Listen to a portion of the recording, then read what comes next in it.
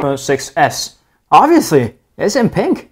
No, I mean the rose gold. Of course it's called rose gold, but it's more like pink, as everybody said it. But I'm not really sure. It's not exactly my favorite color. But here's the new color, so we hope you enjoy this. Alright, so inside the phone, not inside the phone, on the exterior of the phone, you got the 4.7 inches of a display and the same resolution as always, receiver and the upgraded 5 megapixel camera with the retina flash. We'll talk about that just in a second. And there's a home key that doubles as a fingerprint reader, Touch ID of course, and that's twice as fast as ever before. We'll talk about that just in a second. Power key, nano SIM card tray, and the earphone jack, microphone, speaker, nothing to the top. On the left, we got the volume rocker with the mute toggle key there. And the 12 megapixel camera that's finally upgraded from the 8 megapixel camera. And the LED flash, the microphone, Apple logo, iPhone logo, and that weird antenna line is still there. And we're no big fan of it. I'm not a big fan of it. I actually hate it. But the rose gold, the new color, doesn't really do much to, hide this behind this ugly looks. And you got the S badge there just in case nobody notices your rose gold iPhone 6s, or if you happen to buy the more of a classical last generation color of the silver, space gray, and gold. Lastly, not my favorite color either, but it's got the upgraded materials. It's got a 7000 series aluminum, so it would save your phone from the bend gate. Now this iPhone 6 is slightly bent as well, although you can't really see it. But it's supposed to save you from that, and it's also in the same time a little bit narrower, thicker, and bigger, taller in the same time. But most of your cases will fit just good, so you got no problems with that. And this is actually 13 grams heavier. It might sound like a small amount of the weight, but as a phone small like this, that's definitely noticeable, especially if you like to put your phone in the pocket like that. I don't usually do that, but there is definitely a weight bump there. The build quality is nice again. It's still an iPhone with a stronger material that's less likely to bend, and some reports have suggested there are ceilings inside, so it's going to make water less of an intrusive to your phone if you happen to have some moisture around you. But don't believe too much on that because it's not waterproof phone or it's a splash-proof phone. So you would definitely want to get your phone away from the water by any chance. Now the display is bright and is accurate in color reproduction. It matches the full sRGB gamut as Apple tells us, and outside legibility is above average. We're a big fan of the iPhone's display. It's a very good display. I honestly don't see much room for improvements in a good way. There are calls for the resolution upgrade, but with Apple packing such a tiny battery, a resolution bump doesn't really sound like it's going to do much good for the battery endurance or the performance overall. So we're not exactly expecting it anytime soon. Now the call and the sound quality. The call quality has been always nice since the iPhone 5. Before then it was, there were death grips and there were problems all around the corners. But since the iPhone 5, the call quality is great, and this guy does great calls too. And whether you're calling or making or receiving the calls are crisp and soft in the same time. That's kind of weird, but it's good. Now the speaker is another part that I really like about the iPhones, and the iPads is one of the best speakers in the market. It's very loud and it's got the bass. It's really hard to find a bass in a small phone like this. It's just great speaker, and the earphone, music, just everything is so good.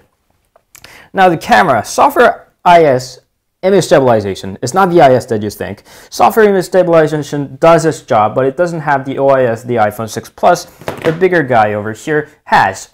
Discriminating against the smaller phones?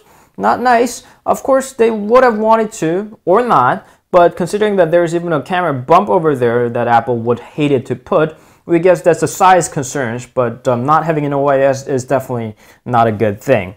Now, it takes 4K video, which a vast majority of the Android phones and even Windows phones, read Lumia, have been able to do for a long period of time now. It's nothing surprising, but here's a sample, so enjoy. And live photo is seldom enjoyable, but largely annoyed by the delay that somehow feels obligatory, that you would want to have your phone still while the phone tells you with the ding that your live photo is done. So you can turn that off, so I suggest that you turn it off unless you desperately need it. It's fun, by the way. Retina Flash sounds like a fun idea, but hardly useful. At medium brightness, it just worsens a photo by making it shaky. We've seen better front-facing flashes, so we're not really a big fan of this new addition over here. Whoops, there.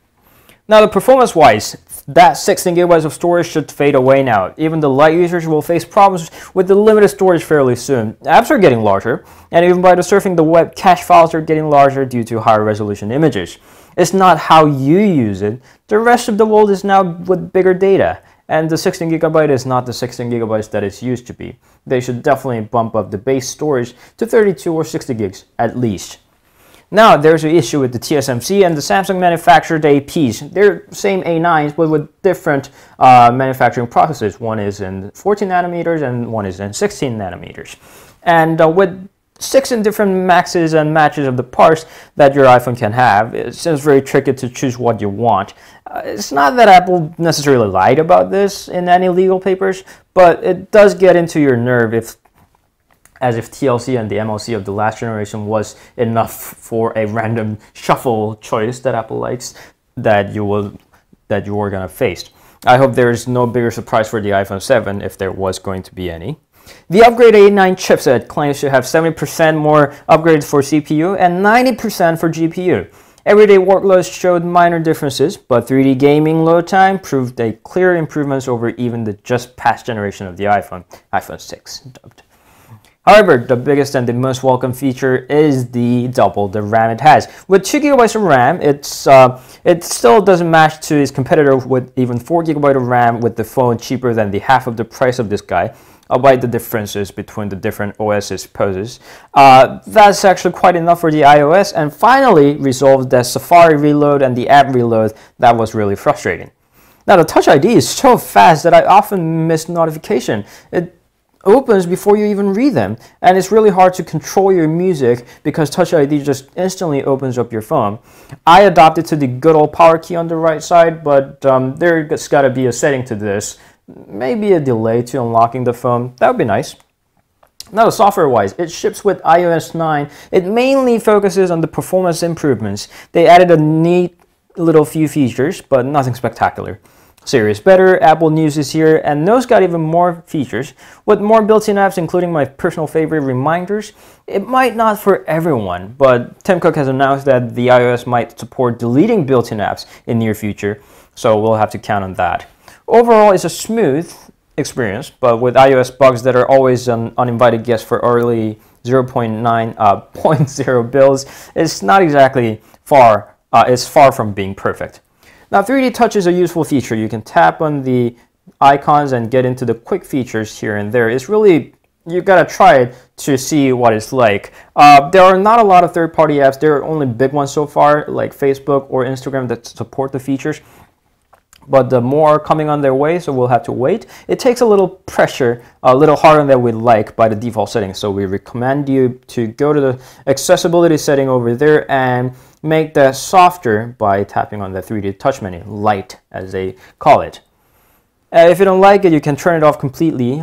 So if you're not a big fan of it, there's an option for you as well. So, and there is a peek at Pop. That's a useful feature where you don't have to bother making that email unread again. If more messengers start to support it, you wouldn't have to start making excuses for not replying to their read messages. Hint, hint.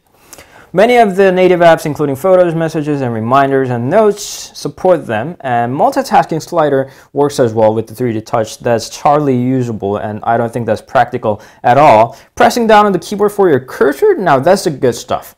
Meanwhile, before this, you had to touch there and have this little magnifier to microcontrol, pinpoint your cursor. Now you can hard press on the keyboard and make that cursor. You have two different scenes here, so you know where exactly you're going instead of hiding the cursor by your finger.